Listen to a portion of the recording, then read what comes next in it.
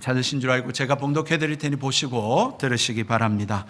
예수께서 성령의 충만함을 입어 요단강에서 돌아오사 광야에서 40일 동안 성령에게 이끌리시며 마귀에게 시험을 받으시더라. 이 모든 날에 아무것도 잡수시지 아니하시니 날수가 다함에 줄이신지라. 마귀가 이르되 내가 만일 하나님의 아들이거든 이 돌들에게 명하여 떡이 되게 하라. 예수께서 대답하시되 기록된 바 사람이 떡으로만 살 것이 아니라 하였느니라. 마귀가 또 예수를 이끌고 올라가서 순식간에 천하 만국을 보이며 이르되 이 모든 권위와 그 영광을 내가 내게 주리라. 이것은 내게 넘겨준 것이므로 내가 원하는 자에게 주노라. 그러므로 내가 만일 내게 절하면 다 내 것이 되리라. 예수께서 대답하여 이르시되 기록된 바 주 너희 하나님께 경배하고 다만 그를 섬기라 하였느니라. 또 이끌고 예루살렘으로 가서 성전 꼭대기에 세우고 이르되 내가 만일 하나님의 아들이거든 여기서 뛰어내리라. 기록되었으되 하나님이 너를 위하여 그 사자들을 명하사 너를 지키게 하시리라 하였고 또한 그들이 손으로 너를 받들어 내 발이 돌에 부딪히지 않게 하시리라 하였느니라. 예수께서 대답하여 이르시되 주 너희 하나님을 시험하지 말라 하였느니라. 마귀가 모든 시험을 다 한 후에 얼마 동안 떠나니라. 아멘. 자, 우리 인사하고 말씀 생각하겠습니다. 하나님은 살아계십니다. 하나님은 당신을 사랑하십니다. 예수님 믿으십시오. 예수 안에 참된 생명이 있습니다. 광야와 같은 세상을 살아가는 성도 여러분, 이 세상은 보이지 않지만 나름의 법칙이 존재하고 있습니다. 다름 아닌 기본적인 믿음과 상호 신뢰라고 하는 것을 바탕으로 하여 이 세상이 움직여지고 있다고 하는 사실입니다. 예를 들어서 여러분이 돈을 은행에 맡긴다든지, 또는 여러분들이 대중교통을 이용한다든지, 또는 여러분들이 식당에 가서 음식을 먹을 때 등 일상생활에 있어서 서로 믿지 못한다면 이 세상은 정상적으로 존립할 수가 없을 것입니다. 영적인 세계도 마찬가지일 뿐만 아니라 우리가 지금 신앙하고 있는 기독교 신앙은 뭐 더 말할 것도 없습니다. 주 예수를 믿어라. 그리하면 너와 내 집이 구원을 얻으리라 라고 하는 믿음으로 시작해서 믿음이 너를 구원하였느니라, 믿음대로 되리라, 믿으면 하나님의 영광을 보리라, 또한 믿음이 없이는 하나님을 기쁘시게 하지 못하나니 라고 하는 등, 그 말대로 그리스도인의 삶은 오직 의인은 믿음으로 말미암아 살리라 함과 같은 삶이라고 하는 사실입니다. 그러므로 믿음의 유무, 이것은 그리스도인의 생명과 직결된 문제입니다.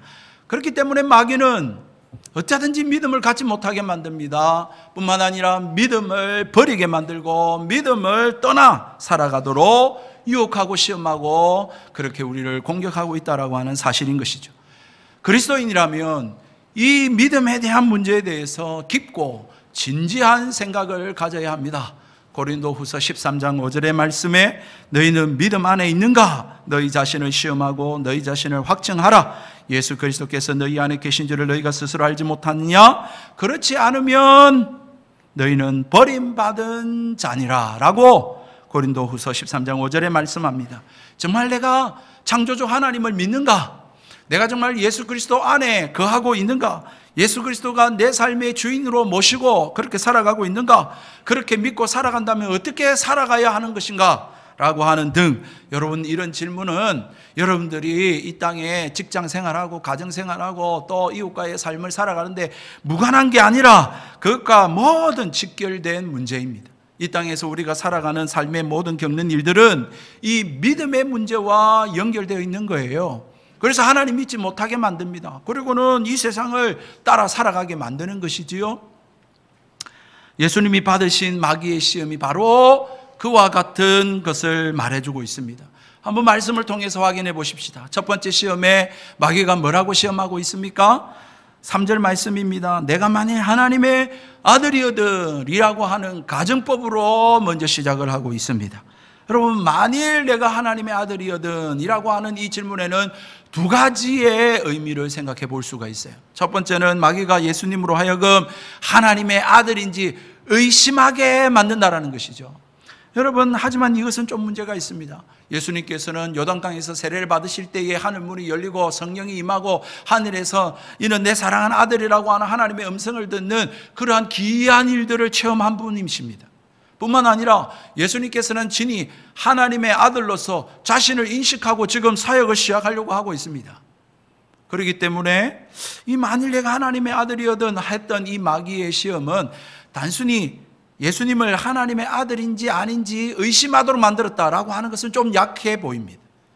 두 번째 의미가 더 정확할 것입니다. 마귀가 하나님의 아들 신분을 하나님의 뜻과 상관없이 다른 목적을 위하여 사용하도록 그렇게 시험했다는 거예요.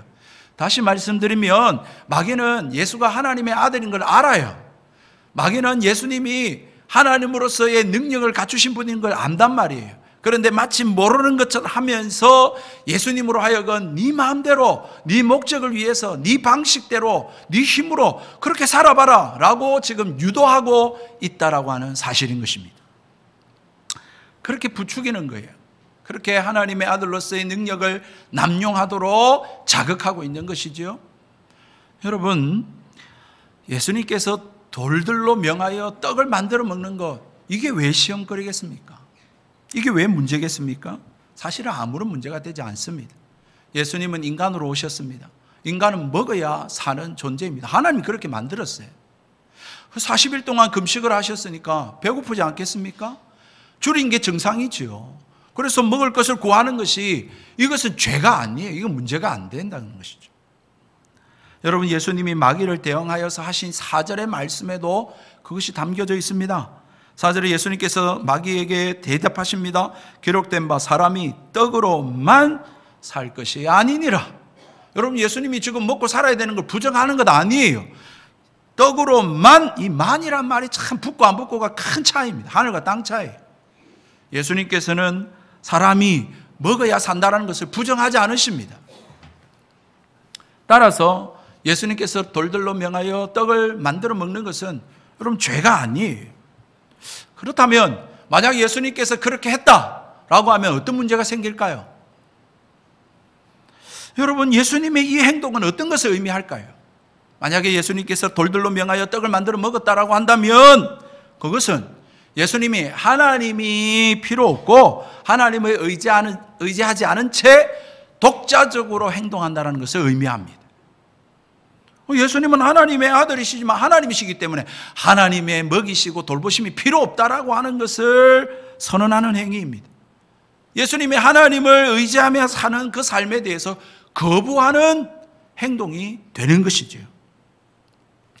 여러분, 그런데 한번 보십시오. 하나님이 성령을 통하여서 여러분 예수님으로 하여금 광야로 시험받게 하셨습니다. 예수님이 스스로 광야로 나간 게 아니라 성령에 이끌리시어 1절 말씀에 성령에게 이끌리시어 광야로 나가시고 시험을 받게 되었다는 거예요.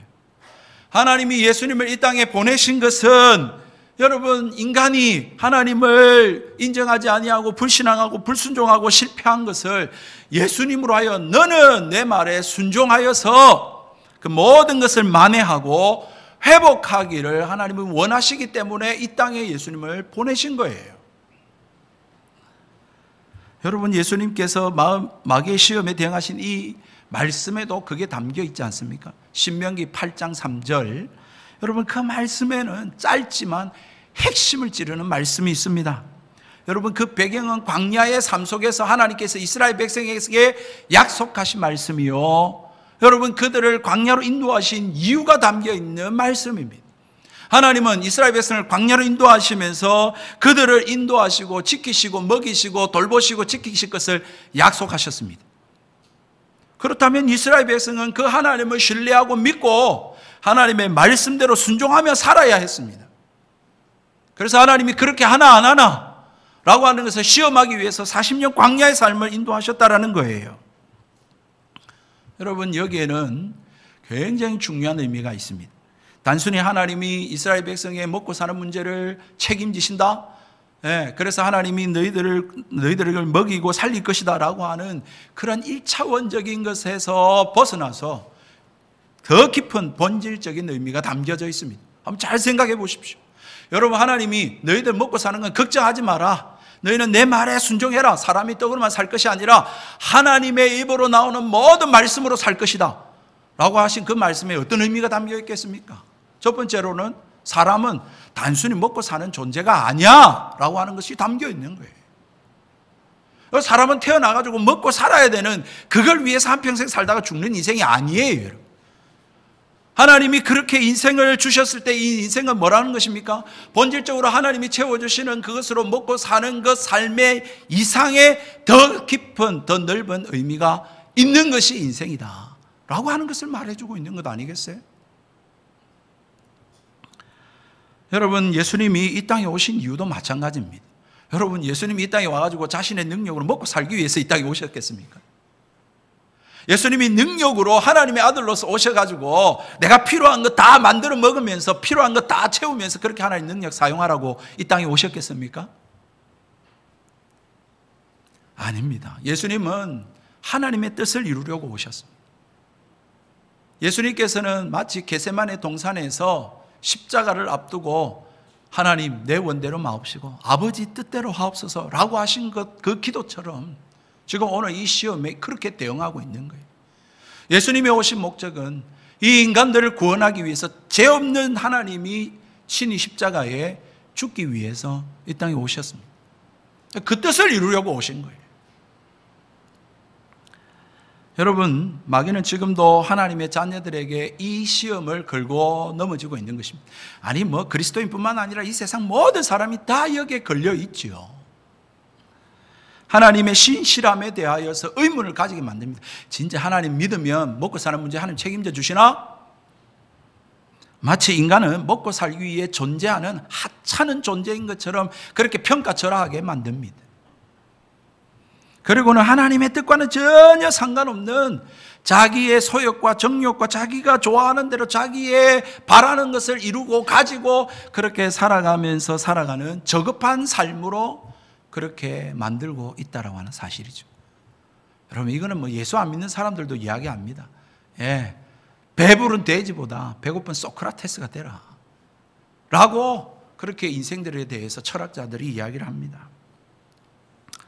두 번째 시험도 똑같습니다, 여러분. 마귀는 예수님을 이끌고 올라갔습니다. 어디 높은 산에 올라가가지고 순식간에 천하만국을 보여주면서 제안합니다. 마귀가 제안한 것은 뭐냐면 이 세상의 모든 권세와 권위와 영광을 내게 줄 테니까 조건은 단 하나입니다. 내한테 절하라는 것입니다. 여러분, 이 시험에 대해서 우리가 이 성격을 파악하기 전에 여러분 정말로 조심하고 주의해야 됩니다. 여러분, 마귀의 이 달콤한 이 속임수는요, 여러분 그냥 끔뻑 넘어가 버립니다. 한번 잘 보십시오. 여러분, 언제 마귀가 이 세상의 소유자가 되었었습니까? 여러분, 마귀가 이 세상을 만드는데 일조라도 했습니까? 언제 마귀가 이 세상이 자기 겁니까? 하나님이 언제 마귀에게 이 세상의 권세를 다 넘겨주신 적이 있습니까?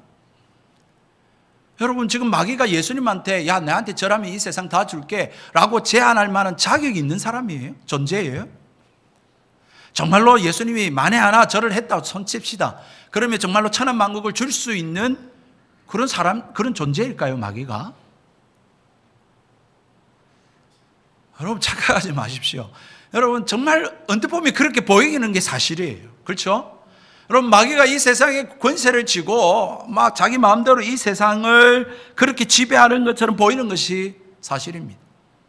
정말 이 세상을 자기가 마치 주인 된 것처럼 그렇게 주인 행세를 하고 있는 것이 사실이거든요. 그러나 궁극적으로는 다 거짓말입니다. 여러분, 세상을 마귀가 만들지 않았습니다. 그게 손끝 하나 참여한 적이 없어요. 하나님이 마귀에게 이 세상을 넘겨준 적이 없습니다. 마귀가 행사하는 이 권세는 하나님하고는 이거는 상관이 없는 거고요. 전적으로 마귀는 하나님께 굴복해야 되는 피조물일 뿐입니다. 그래서 여러분, 복음서에 보면 예수님께서 그 사실을 증명이라도 하듯이 귀신들을 내어 쫓습니다. 귀신들은 예수님을 보면 벌벌벌 떨고 두려워합니다. 여러분, 욥기서의 말씀에 보면은 마귀는 하나님 허락 없이는 욥을 하나도 건드릴 수가 없어요. 여러분, 이 말씀들을 따르면 마귀의 이러한 제안과 이러한 행동들은 다 과대선전이고 거짓말입니다. 제발 속지 마십시오. 오늘날도 똑같이 마귀는 이렇게 예수님을 시험했을 뿐만 아니라 우리를 시험하는데, 마치 마귀가 여러분들의 행복을 다 줄 수 있는 것처럼, 이 세상의 그 모든 것들을 여러분한테 다 줄 수 있는 것처럼 속입니다. 그래서 하나님보다도 이 세상을 우선시하게 만들죠. 여러분, 이러한 마귀의 속삭임에 여러분 속지 않게 되시기를 바랍니다. 여러분, 사단의 요구 조건 딱 하나입니다. 무릎 꿇고 절하라는 것 아닙니까? 자기를 경배하라는 거예요. 여러분, 예수님이 만약에 그렇게 하시면 여러분 어떤 문제가 생길까요? 눈 한번 딱 감고 절하면 예수님이 이 세상 구원하러 왔지 않습니까? 그러면 이 세상을 다 얻을 수 있는 거 아니에요? 뭐 천하를 얻는다면 손해볼 것 없잖아요. 그렇게 단순하게 보입니다만은, 그러나 예수님께서 만약에 그렇게 하신다면 정말로 예수님은 어리석게 사단에게 많은 대가를 치르는 그런 행동을 하시게 되는 거예요. 첫 번째로 아까 앞에서 말씀드린 것처럼 예수님이 마귀한테 속은 거예요. 마귀한테 속은 거예요. 두 번째로 여러분, 이 무릎을 꿇고 한번 절함으로 말미암아 순식간에 이 세상을 얻는 것에 그치는 것이 아니라 하나님 등지는 거예요. 여러분, 그 행위를 통해서 사단을 인정하고 사단한테 복종하고 사단의 말을 따르고 하나님 말씀을 거역하고 등지고 불순종하게 되는 거라니까요. 단순한 게 아니에요, 여러분. 그 행위는 네가 하나님의 아들인데 하나님 말씀 듣지 말고 하나님께 복종하지 말고 내한테 복종하라고 하는, 그래서 하나님의 말씀에 하나님께 순종하는 것을 포기하라고 하는 그런 여러분 유혹이 그 조건 속에 들어가 있는 것입니다. 그래서 예수님께서는 말씀으로 또 짧게 핵심을 찌르며 대답하시지요. 신명기 6장 13절에서 14절의 말씀에 오직 하나님께만 경배하고 우상들에게 경배해서는 안 된다 라고 하는 말씀, 명령을 요약해서 오늘 우리가 읽은 8절 말씀에 이야기를 하고 있는 것이죠. 하나님께만 경배하고 다만 그를 섬기라. 무슨 말입니까? 하나님만이 찬양과 경배를 받으시기에 합당하신 분이라는 사실입니다. 하나님만이 이 세상의 주관자가 되시고 통치자가 되신다라는 사실입니다. 그렇기 때문에 이 세상의 말을 들으면 안 되고 하나님 말씀 들어야 되고 하나님께 복종하고 하나님께 순종할 때에 하나님께서 그를 통하여 하나님의 나라를 이 땅 가운데 이루신다라고 말씀하고 있는 것이죠. 진정 우리를 행복하게, 우리를 만족하게 해주실 분은 하나님밖에 없습니다, 여러분. 세 번째 시험도 마찬가지입니다. 여러분, 마지막 세 번째 시험에는 특별하게 장소가 언급되어 있습니다. 예루살렘이라고 하는 지명이 언급이 되어 있습니다. 여러분, 참고로 마태복음에는 이 시험이 두 번째에 기록이 되어 있습니다. 누가는 세 번째에 기록해 놓고 있어요. 그렇다면 누가가 여러분 어떤 다른 의도를 가지고 있다라고 하는 것을 생각해야 되겠지요. 여러분, 왜 마지막에 예루살렘이라고 하는 지명을 언급하고 이 마지막 시험에 두었을까? 그 이유는 예수님께서 마지막에 만나게 될 시험, 고난, 그 십자가를 앞두고 그 십자가를 맞이하게 될 것이라고 하는 것을 예고하고 암시하고 있다라고 하는 사실입니다. 여러분, 그래서 예수님께서 겟세마네 동산에서 말입니다. 아버지여, 이 자리 옮길만 하거든 옮기옵소서. 그러나 내 뜻대로 마옵시고 아버지 뜻대로 하옵소서라고 기도할 만큼, 여러분, 십자라고 하는 것은 하나님의 아들이신 예수님께 이 엄청난 고난이고 시험이었다는 사실인 것입니다. 여러분, 그래서 마귀는 예수님을 성전 꼭대기에 세웠습니다. 그리고 조건은 뭐냐면 뛰어내리라는 거예요. 여러분, 높은 곳에서 뛰어내리라라고 하는 것은 하나님의 아들이면 여러분 다칠 것 아닙니까? 사람이라면 다칠 겁니다. 그리고 뭐 생명을 잃을 수도 있습니다. 그러니까 누군가의 보호가 필요하다는 것을 전제하고 있는 것이지요. 그렇기 때문에 여러분, 이 시험을 했을 때에 여러분 예루살렘 성전 꼭대기라고 하는 것이 명시되지 않았다면 여러분 굳이 이 성전에서 이렇게 할 필요 없죠. 광야에서 절벽 낭떠러지에서 그렇게 뛰어내리라 라고 할 수도 있을 겁니다. 그런데 왜 예루살렘 성전에서 이렇게 했느냐라고 하는 것이죠. 이게 문제의 핵심입니다. 두 가지로 또한 생각해 볼 수 있습니다. 첫 번째는 마귀가 예수님이 하나님의 아들이라는 것을, 또한 메시아라고 하는 것을 많은 사람들이 모여있는 성전에서 그렇게 뛰어내려서 기적적으로 공중부양하는 것을 보여줌으로 말미암아 공개적으로 그렇게 그 기적적인 방법으로 네가 하나님의 아들이고 메시아라고 하는 것을 증명하라는 것입니다. 여러분, 만약에 예수님이 그렇게 하시면 어떻게 될까요? 우리도 딱 그걸 바라죠, 사실은. 야, 그렇게 하나님이 막 손을 이곳에 보여주고 짜잔 하고 나타나면 다 예수 믿을까 아이가? 그렇게 생각이 쉽습니다만 예수님이 오신 것은 그렇게 오신 것이 아닙니다. 예수님은 이 땅에 많은 사람들의 죄를 대신해서 십자가를 지시기 위해서 오셨습니다. 대신 죽기 위해서 오셨습니다. 그런데 그것 대신에 자신의 대단한 능력으로 사람들한테 어필함으로 말미암아 네가 메시아고 네가 하나님의 아들임을 보여주라는 거예요. 여러분, 이것은 하나님의 방법이 아닙니다. 이거는 구원의 방법이 아니에요. 그러면 또다시 누군가가 죽어야 돼요. 마귀는 그렇게 유혹하고 있는 것이죠. 여러분, 두 번째 의미는 여러분 앞에서 두 가지 살펴본 시험처럼 똑같이 하나님의 신실함을 시험해 보라는 거예요. 의심하라는 거예요. 네가 진짜 하나님의 아들이면 천사를 동원해서 네를 보호하지 않겠냐? 네가 진짜 하나님 아들 맞아? 하나님이 진짜 살아계셔? 하나님 널 돌보시는 게 진짜야? 한번 시험해봐 라고 하는 식으로 그렇게 하나님에 대한 예수님의 신뢰를 시험하고자 했다라는 것입니다. 여러분, 그것이 좀 더 타당하다고 저는 생각해요. 왜냐하면 여러분, 지금 성경에는 군중이 언급되어 있지 않습니다. 뿐만 아니라 수많은 사람들이 모여진 곳에서 이 지금 시험을 하고 있지 않아요. 그리고 오늘 시험 무대가 어디냐면 성전입니다. 성전은 어떤 곳이죠? 하나님이 계시는 곳 아닙니까? 그러니까 마귀는 이런 거죠. 하나님이 계시는 이 성전에 네가 뛰어내리라. 네가 하나님의 아들이면 하나님 보호해 주지 않겠냐. 한번 테스트해봐. 여러분, 참 이런 하나님의 보호하심에 대하여서 고의적으로 시험하고자 하는 태도는 이거는 주제넘는 행동입니다. 이건 월권 행위입니다. 세상 사람들이 주로 이런 식으로 많이 이야기를 하죠. 그죠? 그렇지 않습니까? 하나님 보여봐라. 그럼 내가 예수 믿을게. 믿음 없는 사람들이 많이 하나님 살려주시면, 이번에 뭐 우리 아내를 병 고쳐주시면 믿겠습니다. 이런 식으로 많이 시험하죠. 제가 어릴 적에 저희 아버님이 서울 아산병원에서 심장수술을 하신 적이 있어요. 8시간에 걸쳐서 심장수술하는데, 그때 수술하기 전에 사인을 받지 않습니까? 뭐 잘못돼서 죽을 수도 있다. 사인해라. 이제 이렇게 하는 건데, 그때 저희 친척 중에 한 목사님께서 이제 병문안 오셔서 그때 그것을 하나하나씩 꼼꼼히 읽어보시고 살펴보았어요.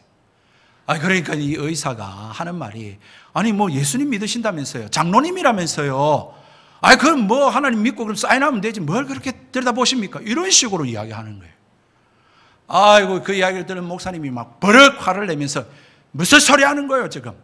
우리가 하나님 믿는 것이 지금 맹목적으로 뭐 무턱대고 믿는 줄 알아요? 뭐 그렇게 하면서 혼을 내시는 거예요. 얼마나 멋이 있든지.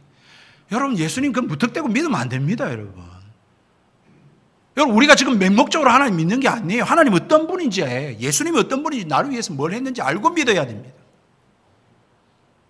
그것도 모르고 천지도 모르고 그렇게 교회 나오고 예수 믿고 오랫동안 교회 생활하면 그거 죄송합니다. 나중에 큰일 당합니다. 여러분, 그렇게 우리 예수 믿지 않습니다. 여러분, 오늘 세상 사람들이 말하는 것처럼 이렇게 하면 하나님이 이렇게 되어지고 저렇게 하라 그러면 하나님 저렇게 하시는 그런 하나님이 요술방망이나 도끼방망이나 요술램프나 그런 자동 판매기가 아니에요. 여러분, 하나님을 그런 식으로 믿으면 안 됩니다. 예수님은 마귀의 제안이 어떤 의도를 담고 있는지 정확하게 아셨습니다. 그렇기 때문에 신명기 6장 16절의 말씀을 가지고 너 하나님 시험하지 마라 라고 그렇게 거부하고 물리쳤던 것이죠. 여러분, 이 예수님께서 인용하신 신명기 6장 16절의 말씀은 지금 마사에서 있었던, 광야의 마사에서 있었던 그러한 사건을 배경으로 하고 있습니다. 하나님께서 이스라엘 백성을 마사까지 인도하실 때에 여러분 수많은 기적으로 그들을 인도하시고 먹이시고 보여주셨잖아요. 출애굽할 때에 10가지 재앙 보여줬잖아요. 홍해 건너는 기적 보여줬잖아요. 불기둥과 구름기둥으로 하나님 보여줬잖아요. 그러면 하나님 믿어야죠. 하나님 믿어야죠. 그런데 뭐가 없어서 하나님을 시험했습니까? 물이 없으니까. 아이고, 하나님 물을 내주십시오. 물을. 왜 물 안 줍니까? 야, 우리가 매장지가 없어서 이 광야로 나왔나? 애굽으로 돌아가자. 애굽에서 나오지 말아야 했다라고 하면서 하나님 앞에 불평불만 원망을 했고 하나님을 시험한 거예요. 여러분, 우리도 마찬가지죠. 지금까지 예수 믿고 하나님 살아계심을 여러분 믿는 그 믿음과 은혜로 지금까지 살아온 걸로 여러분 믿으셔야 됩니다. 꼭 필요하지 않은 상황에서 여러분 하나님 진짜 살아계시면 이렇게 해주세요, 저렇게 해주세요 라고 하는 것, 여러분 그것은 하나님을 망령되이 여기는 것입니다. 하나님의 기적적인 보호하심이 지금 당장 필요하지도 않는데 그것을 요구하는 것은 그건 진정한 신앙도 아니고요. 그거는 하나님을 신실하게 의지하는 것도 아니고요. 그 엄밀하게 말씀드리면 그건 죄입니다, 여러분. 죄. 그 하나님 망령되게 여기는 죄예요, 죄. 하나님을. 사랑하는 성도 여러분, 예수님이 이제 앞으로 공생의 사역을 해 나가실 겁니다. 오늘까지는 이제 시험 받으시고 이제 공생의 사역을 시작하실 건데 앞으로 얼마나 많은 시험이 있겠습니까? 얼마나 많은 공격이 있겠습니까? 그렇지 않겠습니까? 이제 바리새인과 서기관들의 그 시험과 공격이 있지요. 또 십자가의 고난도 있지요. 여러분 분명히 이러한 많은 시험과 환난 가운데 예수님께서는 철저하게 하나님께 순종하고 충성하고 하나님 말씀에 의지하여 살아야 하나님의 뜻을 이룰 수 있는 것입니다. 여러분 오늘 마지막 13절의 말씀 보십시오. 마귀가 모든 시험을 다한 후에 얼마 동안 떠나니라. 여러분 지금 얼마 동안 떠나니라. 시험 끝난 줄 알았잖아요. 우리는 예수님 시험에 이겼잖아요. 그럼 끝난 줄 아는데 아니라는 거예요. 얼마 동안 떠났다라는 거예요. 앞으로 예수님의 공생애 속에서 계속해서 예수님이 이 사역하지 못하도록, 십자가 지지 못하도록, 구속의 사역을 이루지 못하도록, 하나님의 뜻대로 살지 못하도록 수많은 일들로 시험하고 공격하고 십자가의 시험을 당하게 할 것을 지금 암시하고 있는 거예요. 여러분 그뿐만 아니죠. 예수님을 구주로 믿고 살아가는 우리들에게는 뭐 더할 나위 없지 않겠습니까? 예수님한테 이렇게 했는데 우리에게는 더 어떻게 하겠습니까? 어떻게 하든지 예수 못 믿게 만들고 믿음 갖지 못하게 만들고 믿음 더 커지지 못하게 만들고 믿음을 떠나게 만들고 그냥 내 본능과 내 생각과 내 아집으로 그렇게 신앙생활 하도록 만들지 않겠어요? 여러분 오늘 예수님이 당하신 시험을 오늘 성경이 뭐라고 말합니까? 13절에 모든 시험을 다한 후에, 여러분 꼴랑 3가지 시험했습니다. 3가지 시험했는데 모든 시험을 다 했대요. 그래서 지난주에 말씀드린 바와 같이 예수님 당한 이 3가지 시험은 인간이 실패한, 아담이 실패한, 이스라엘 백성이 실패한 그 모든 시험을 다 함축하고 있다라고 하는 사실을 말해주고 있는 것이죠. 예수님이 이 시험에서 승리하셨습니다. 또 앞으로도 승리하실 것입니다. 여러분 그러므로 오늘 이 말씀을 통하여서 무엇을 이야기하고 있습니까? 정말 너희들 하나님 믿느냐? 하나님 믿어야 된다. 하나님이 살아계시고 하나님의 예수 그리스도의 피값으로 산 주의 백성들을 먹이시고 돌보시고 책임지신다. 믿어라. 하나님만을 경배해라. 그러므로 하나님 말씀만을 따라 살아라. 그래 하나님 백성으로 좀 살아라 라고 하는 것을 지금 시험하고 묻고 있는 것이죠. 너희들 정말 그렇게 살고 있니? 여러분 어느 시골에 농사를 짓고 살아가는 참 가난한 한 농부의 부부가 있었습니다. 노부부가 있었어요. 이 노부부의 어떻게 보면 뭐 전 재산이라고 할 수 있는 것은 말 한 마리였어요. 말 한 마리. 그래서 이 말 한 마리를 가지고 있다가 이제 아내하고 이야기하기를, 야 이걸 좀 이제 좀 팔자. 뭐 더 좋은 말로 바꾸든지 아니면 돈으로 바꾸든지 아니면 우리에게 필요한 물건으로 바꾸자라고 하는데 합의를 하고는 이제 이 말을 끌고 시장에 이 어르신이 나가게 되셨어요. 그 시장에 이렇게 말 끌고 쭉 나가다 보니까 암소 한 마리가 보이는데 야 참 좋아 보이는 거예요. 야 저 암소 가지면은 우유를 먹을 수 있겠다 라고 하는 생각을 가지고는 그 암소하고 이 말하고 바꾸었어요. 여러분 이런 식으로 이 어르신이 시장을 다니고 이렇게 좀 가면서 자꾸 바꾸기 시작하는데 이 암소를 가지고 좀 가다가는 양을 봤는데 이 양이 좋아 보이는 거예요. 따뜻해 보이는 거예요. 털이 복실복실하니까. 그래가지고 또 바꿨어요. 그 뒤에는 거위하고 바꾸었어요. 그 위에는 닭하고 바꾸었어요. 그리고 나서는 말입니다. 최종적으로 뭐하고 바꾸냐면 썩은 상한 사과 한 자루하고 바꾸게 되어졌어요. 그리고는 시장에 이제 배가 고팠는지 이제 주막에 들어가서 이제 식사를 다 하려고 앉았는데 그 식당에 이 귀족 두 사람이 귀족이 거기서 식사를 하고 있었어요. 그런데 이 썩은 사과 한 자루를 들고 들어온 이 노인네를 보고는 물어보는 거죠.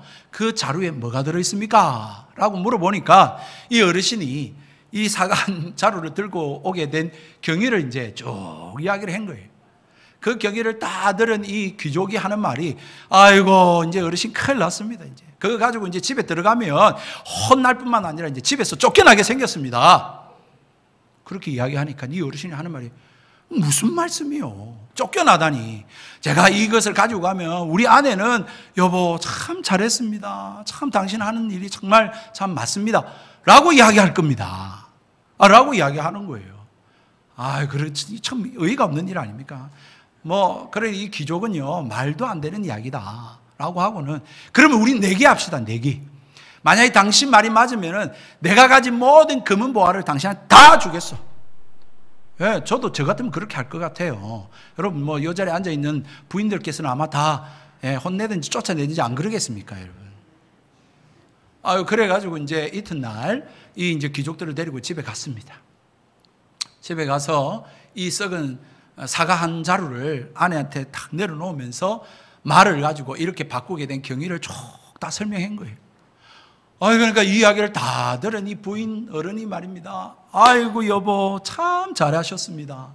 정말 꼭 필요한 거였어요. 라고 하면서 하는 말이 당신이 올 줄 알고 이제 맛있는 거 해드리려고 이웃집에 가가지고 부추전을 하려고 부추를 좀 빌리러 갔는데 그 옆집에 아줌마가 생생맞게 아이고 진짜 썩은 사과 한 강 하나도 없으면서 부추는 빌리러 온다고 그렇게 핀잔을 줬다라는 거예요. 그러니까 잘 됐다고. 이제 내가 썩은 사과라도 갖다 줄 수 있겠다고. 여러분, 이 이야기를 들은 이 귀족이 흐뭇하게 금은 보화를 다 그 집에 주어서 부자가 되고 행복하게 살았다라고 하는 안데르센의 동화가 있습니다. 이 동화라도 좀 보시고 은혜 받으시면 좋겠어요. 여러분, 하나님이 살아계십니다. 하나님이 이 할아버지보다 못하겠습니다. 여러분, 우리가 가져야 될 믿음이 바로 이 할머니의 모습입니다. 하나님이 하시는 일이 다 옳습니다. 정말로 하나님은 선하십니다. 하나님 살아계십니다. 그렇다면 하나님을 믿고 하나님 말씀대로 사는 사람을 하나님 외면하시겠습니까? 제발 좀 하나님 믿으십시오. 그것을 오늘 성경이 이야기하고 있는 것입니다. 하나님을 믿는다면 물론 당장 내 집이 부자가 되는 건 아니에요. 이 동화처럼. 여러분, 그러한 역사가 있는 것은 아니지만 여러분 어떤 삶을 살게 됩니까? 내 방법으로 내 방식으로 그렇게 불안에 떨면서 전전긍긍하면서 여러분 그렇게 살지 않습니다. 어떤 극한 상황에 도달한다 할지라도 하나님이 살아계시고 하나님이 나의 삶을 책임지시고 공급하시고 인도하실 것을 믿기 때문에 기다릴 수 있습니다. 하나님 주시는 평안 가운데 살아갈 수 있습니다. 여러분 왜 그렇습니까? 하나님께서 내게 생명 주시고 이 땅에 태어나게 하신 것은 단순히 먹고 살아라고 우리를 이 땅에 태어나게 하신 것이 아니거든요. 하나님의 목적이 있습니다. 하나님의 계획이 있다고요. 그래서 예수 그리스도의 핏값을 주고 우리를 사셨다고요. 그러므로 그 뜻을 이루기까지는 우리를 하나님 책임지시는 겁니다. 여러분 온전히 온 세상의 천한 만국을 다 준다 해도 여러분 그러므로 하나님을 등질 수 없는 거예요. 여러분 이 세상의 모든 것들 누군가가 행복을 줄 것처럼 그렇게 하면 참 기쁨을 줄 것처럼 이야기하지만 여러분 우리의 생사화복을 주관하시는 분은 하나님밖에 없습니다. 하나님만이 우리의 흥망성쇠를 주관하시는 분이에요. 여러분이 잘 되고 못 되고는 하나님께 달려있다고 해요. 그 하나님만을 경배해야만 하는 것입니다. 하나님만을 예배해야 되는 것입니다. 모든 것이 하나님 만드셨고 하나님의 주권 속에 있기 때문입니다. 여러분 우리의 생명조차도 말입니다. 우리의 죽음조차도 선으로 바꾸실 분이 하나님이십니다. 여러분 예수님께서는 그렇게 하나님을 철저하게 신뢰함으로 하나님의 뜻을 이루며 사셨고 우리에게 이 사실을 말해주고 있는 것이죠. 여러분 앞으로 남은 인생 얼마나 우리가 살아갈지 모르지만 남은 생에 정말 예수님을 구주로 믿으시고 정말로 하나님의 말씀을 따라서 그렇게 하나님만을 경배하고 하나님의 인도하심 따라 살아가실 수 있는 하나님의 자녀의 삶이 되시기를 주님의 이름으로 축복드립니다. 우리 함께 찬양하시겠습니다.